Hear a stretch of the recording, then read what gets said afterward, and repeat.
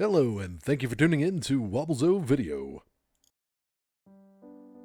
Hello everybody, welcome back. Put in a little bit more effort after some suggestions, including trying to isolate the LongMons. So I've got them up on the posts here. So you can see I've got adhesive backing to separate them and insulate them from making direct contact with the posts. Then I zip tied them around so that they're not touching directly and they're supported. And I have all of them standing up so that if they do need to activate the resistors to give off any extra energy to balance, they should be able to do that pretty easily.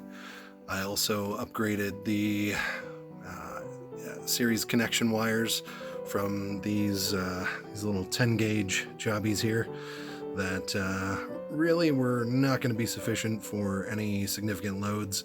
So I went from those to these 8 gauge wires, and I made crimps for the lugs, and then I heat shrunk them, and I did 2 8 gauge wires per series connection, so that should give me a little bit better amperage. I think you can safely pull about 40 amps from each 8 gauge wire.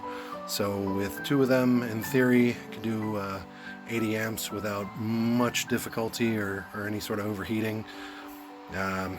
Still have a mess of wires that really could benefit from cable management, but one thing at a time, trying to get it so that it's in a more usable state. It's been raining for most of the day here.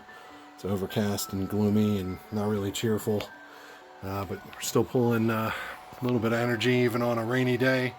Got 11.5 amps coming in to the 36 volt system, and just under 9 amps for the 48 volt system. So that's pretty decent, I mean, considering it's raining. And that's a task that I don't know if I want to tackle.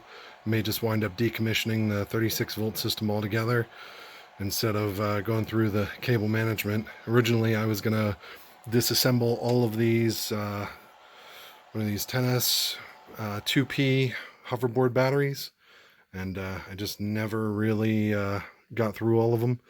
So I wound up getting a cobbled together system just so I had something in the interim with this 3000 watt inverter. But then I wound up putting together another 360p pack out of some of the hoverboard cells, and what is it, probably 300 of them are the NCR 18650B cells. So it's a lot of power in that one pack. Altogether with these 69, although technically I guess it's 68 because that one's not plugged in. But you know, it's around what, 15, 17 kilowatt hours of power that it's nothing to scoff at. So sign off here, but thank you for taking a look and your suggestions and feedbacks. I'm trying to take them to heart and make things as safe and nice as possible.